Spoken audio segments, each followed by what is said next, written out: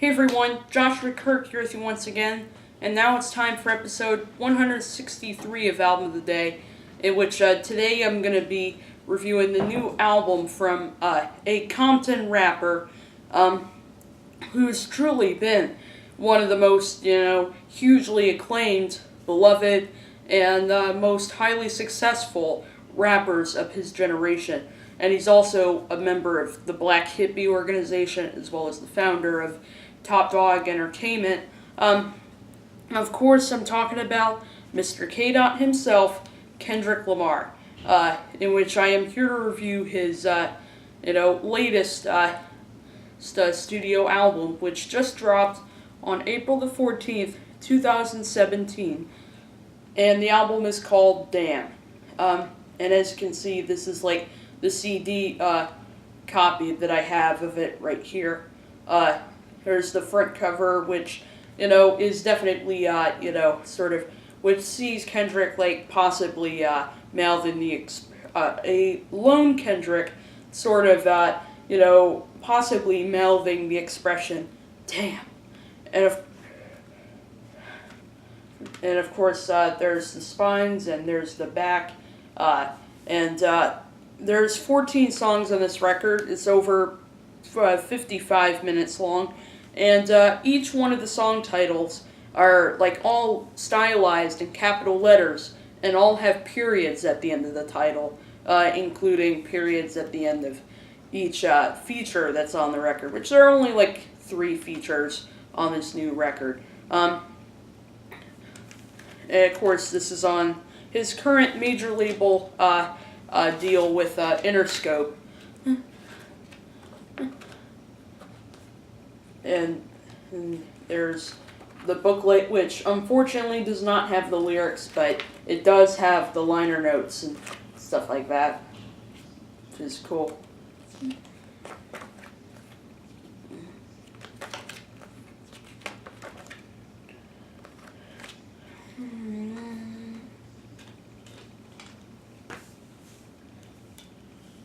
And then there's a CD, and in there it features the album's main tagline, which is what happens on Earth stays on Earth, which is true.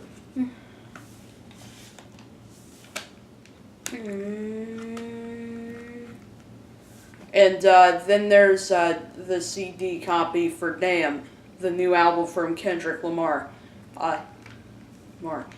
And, the album cover, I will admit, illustrates the tone of the album really nicely. Of course, this is the follow-up to his hugely successful, highly acclaimed 2015 record, To Pimp a Butterfly, and also, in between these albums, was the Untitled Unmastered project, which was dropped out of the blue in 2016.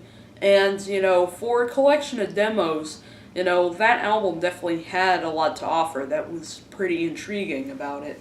And of course, I definitely, considering how much I was getting into him last year, I was definitely looking forward to hearing what he would put out next. And I would say that Damn definitely is one of Kendrick's, most hard-hitting and intriguing projects to date, but also, probably his most accessible, I think. Featuring some of his grittiest production yet, as well as definitely some of his most easy to decipher lyrical content as well. So the album opens up with the track Blood, which, is more kind of an intro for the record, not really a song necessarily, which opens up with some really beautiful, soulful vocals from producer Bacon, who does produce quite a bit on this new album. And over a gorgeous string-laced instrumental, Kendrick talks about coming across this woman who who seems pretty frustrated, because she dropped something or whatever happened. And he wants to help this woman, but then eventually when he tries to do it, the woman tells him that he's lost his life, and then eventually, shoots Kendrick.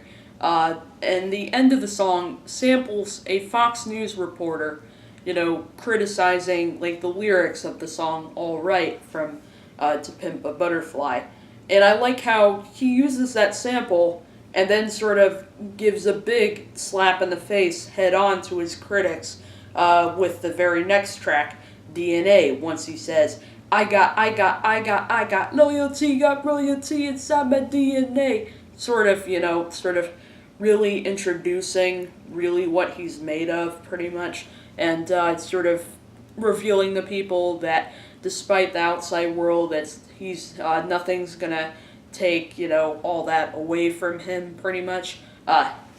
Just because he really takes pride in what he does, and over that, Mike Will Made It produces a really cool beat over that, which features some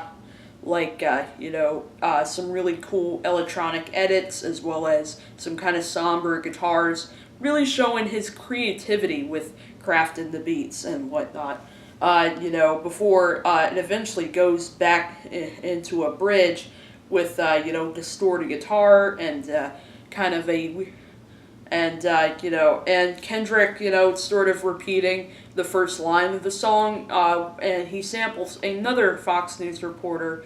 This time, it's one sort of criticizing hip hop for doing damage to young adolescents and stuff like that, which is definitely not true. Pretty much, Oh, and I forgot to mention, he does drop some pretty memorable references in, the first verse, like to, Yoshua's new weapon and stuff like that. In the second verse, he sort of, talks about how, the people around him can't seem to say anything, that truthful to him, as well as revealing kind of his monotonous routine of, like, yoga on Monday and stretching to Nirvana and stuff like that. That's definitely is a nice sense of viscera, to cleanse the palate on this track that I do really like. Following that, the song Ya, which is one of the shorter, more straightforward tracks in the record, and as far as the beat goes, pretty much.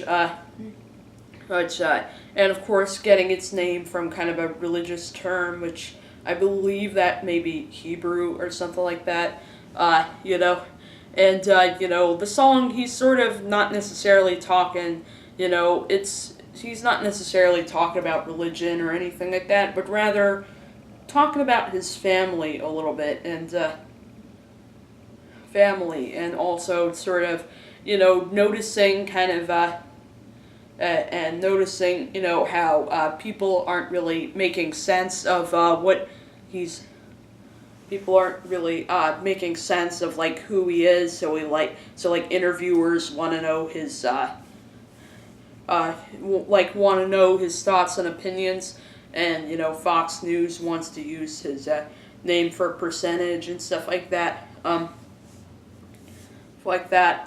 And sort of talking about how calling him black, how some people are just calling him black, and how that word just is nothing more than just a color, and that it ain't reliable facts anymore, and stuff like that. Following that is the song Element, which is produced by James Blake, who lately has been working with the likes of Beyonce and Frank Ocean and stuff like that. So it makes sense that he would land a production job on this new Kendrick record too, pretty much. And I do like the beat that he put together with the funky bass line, the kind of dreary pianos, and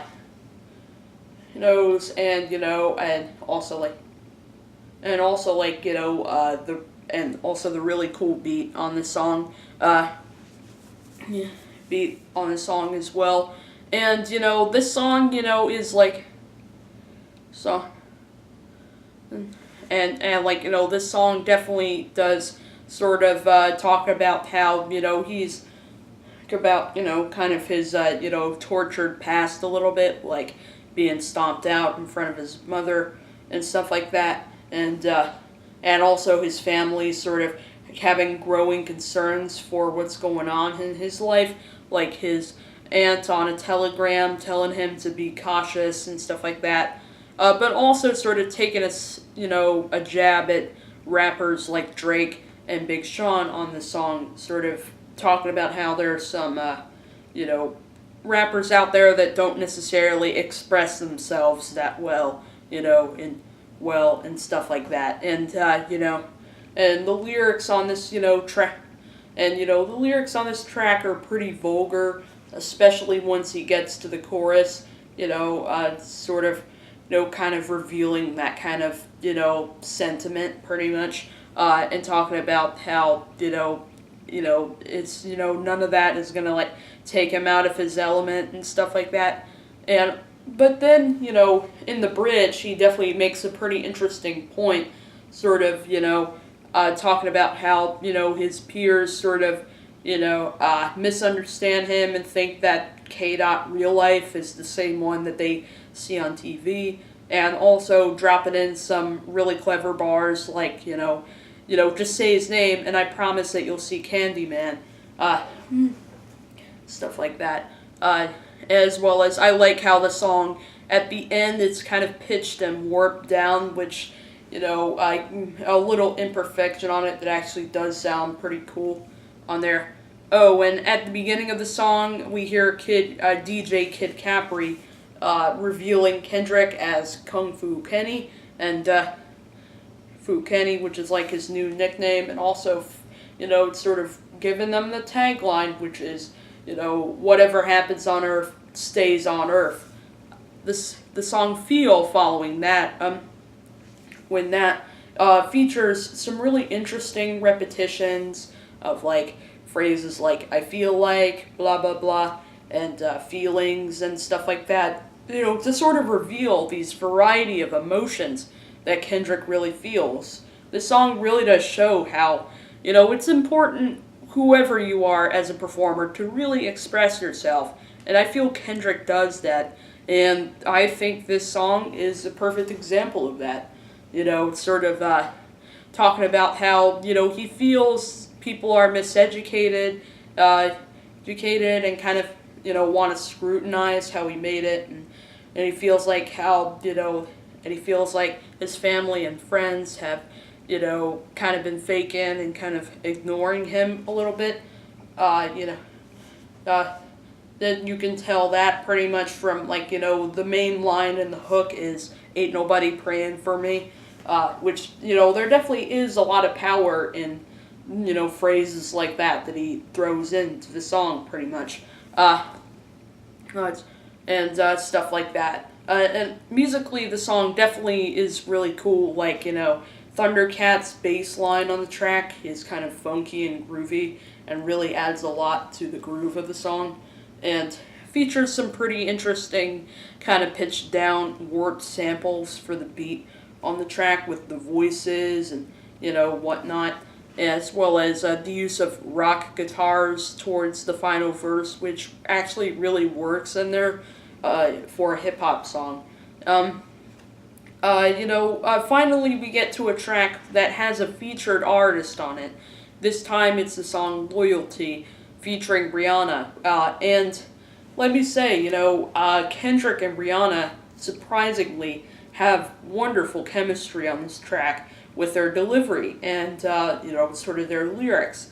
This is definitely one of the more optimistic songs on the record, tracks, I will admit, because, it does sort of, ask the listener, like, it does sort of convince the listener to just tell them who they're loyal to, and who and what they're loyal to, and stuff like that, while also kind of revealing each other's kind of conflicts pretty much in their lives, pretty much. And DJ Dahi handles most of the production on this song. I do think it is, which I do think the instrumental is really cool. I like how, the main instrumental for this song is a sample of the intro from the Bruno Mars song 24K Magic, one of my favorite hit singles from last year.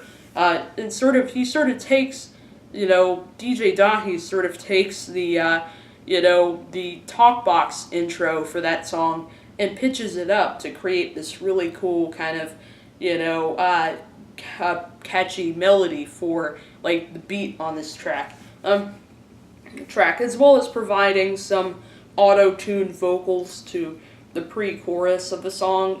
So it's definitely one of the more radio-friendly songs on the record, but it's definitely surprisingly got a lot to it that's, definitely, makes it one of the album's standout tracks.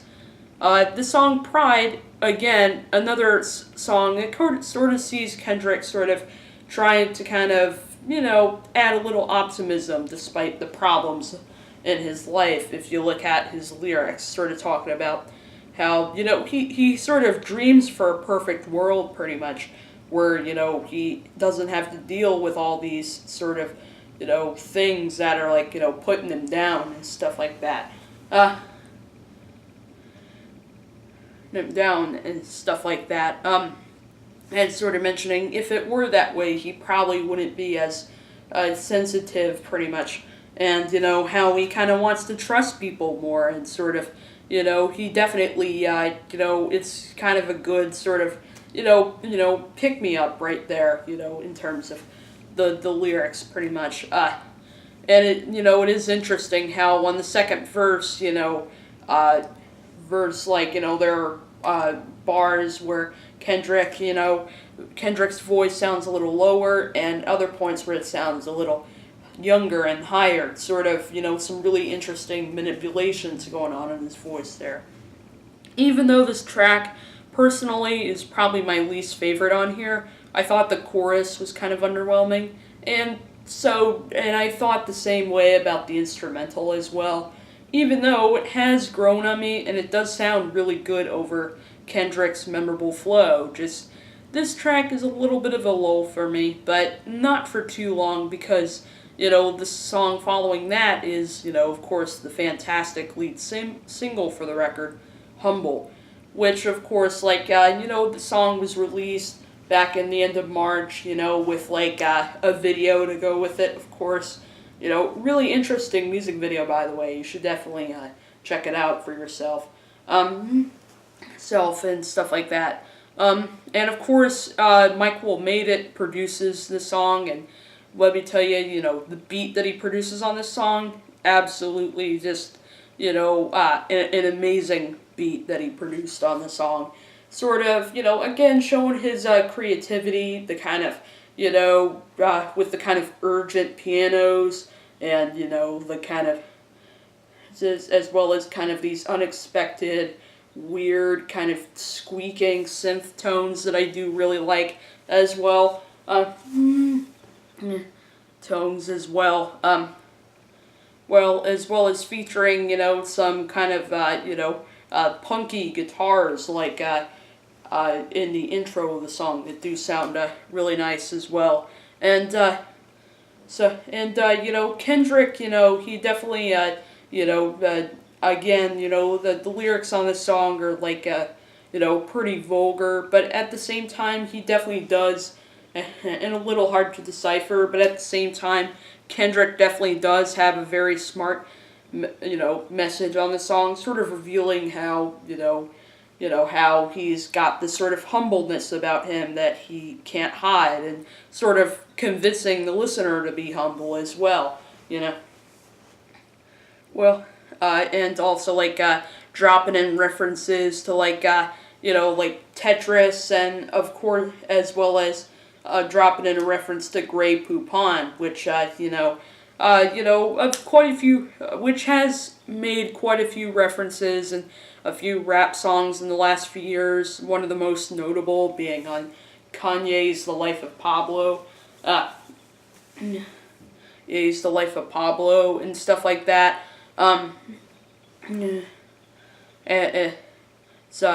So yeah, definitely a fantastic lead single for the record, and definitely one of the best, probably one of my top 10 singles for the year, in my opinion. The song Lust is track. The song Lust features a really gorgeous sexy, jazzy instrumental produced by Bad Bad Not Good, which sounds like kind of an instrumental that they recorded live, but then eventually sampled and looped and stuff like that. One of the most notable things is like, the drums are noticeably like backwards in the final version and stuff like that.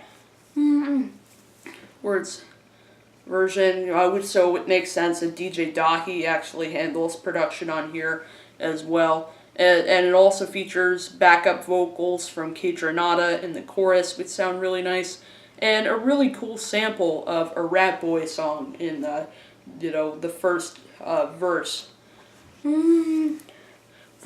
And lyrically, the first verse sort of mentions how lust can be interpreted in all kinds of different ways, depending on who you are. Who you are, lust can be interpreted in either kind of, lust can be interpreted either in kind of, your lifestyle, your job, or, in kind of a sexual way and stuff like that. Stuff like that. But then in the second verse, over some really nice string arrangements from Soundwave and Kamasi Washington, Kendrick sort of reveals how sort of the tension that everyone felt on election night, and sort of looking into confirmation on the local news and sort of hoping it wasn't true and stuff like that. It's definitely a feeling a lot of us have felt, on that infamous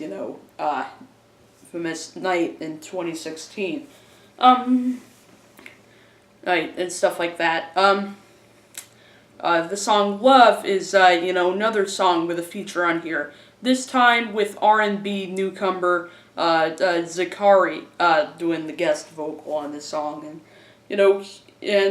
lyrically Kendrick, this could be kind of a love song to like a Whitney Alford, pretty much, and sort of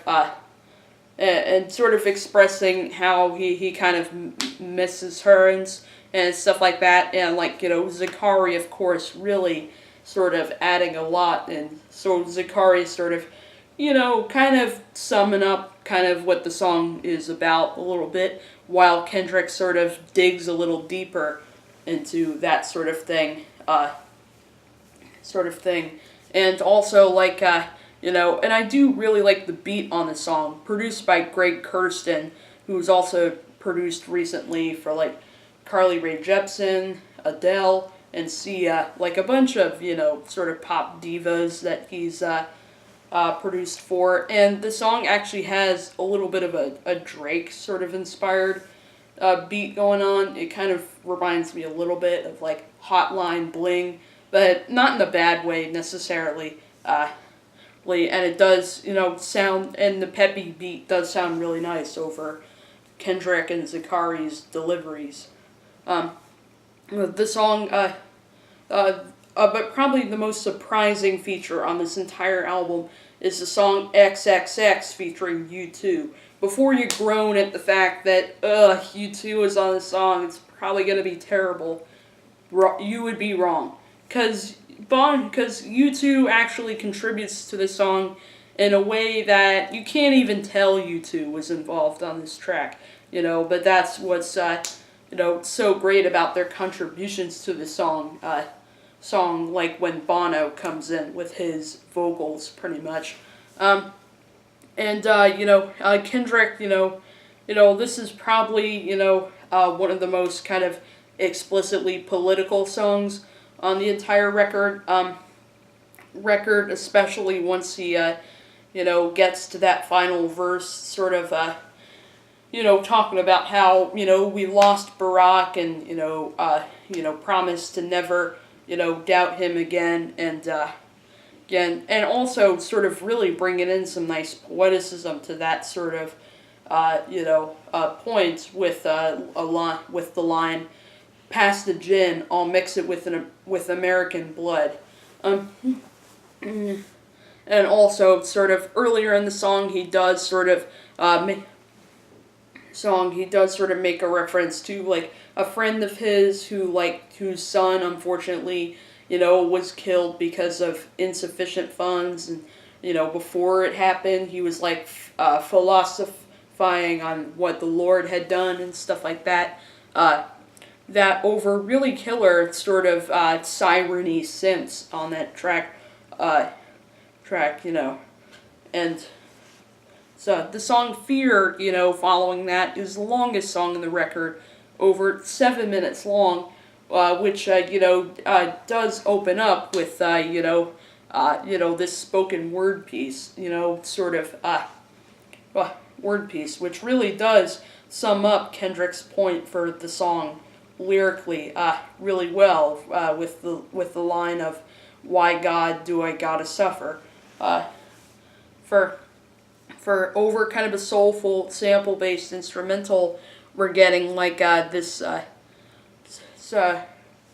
soul, which sounds really nice. We're getting like this sort of backwards sample of Kendrick saying something, sort of giving us a clue to what could this song be about.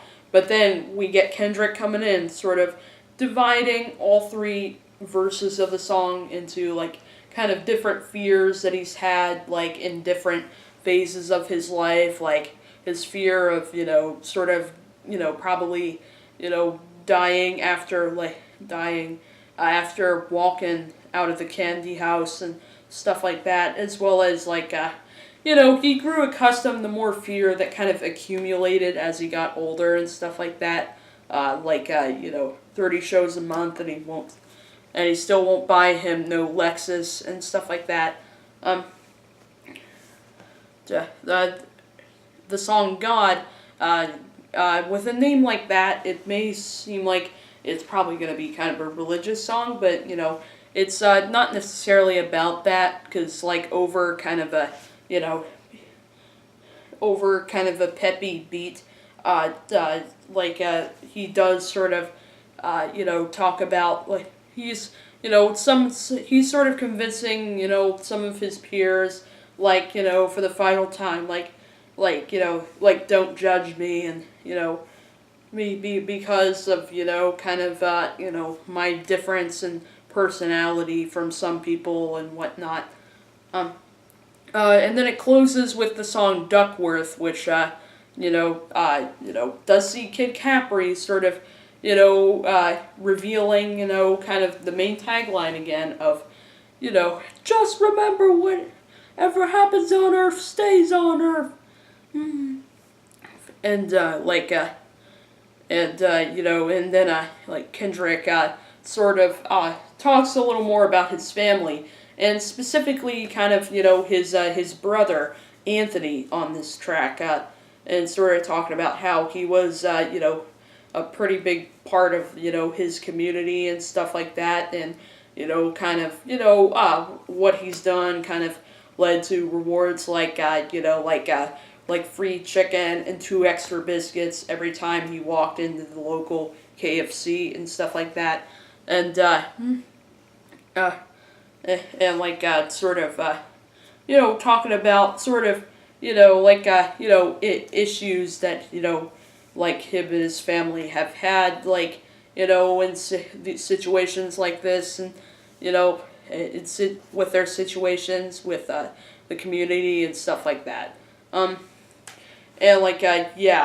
this is definitely a fantastic record. I went a little long in this review, but I'm definitely gonna give Damn a 9 out of 10, because this album is just fantastic. If you haven't listened to it, you're really missing out. And that's my review for that album, and I'll see you for episode 164.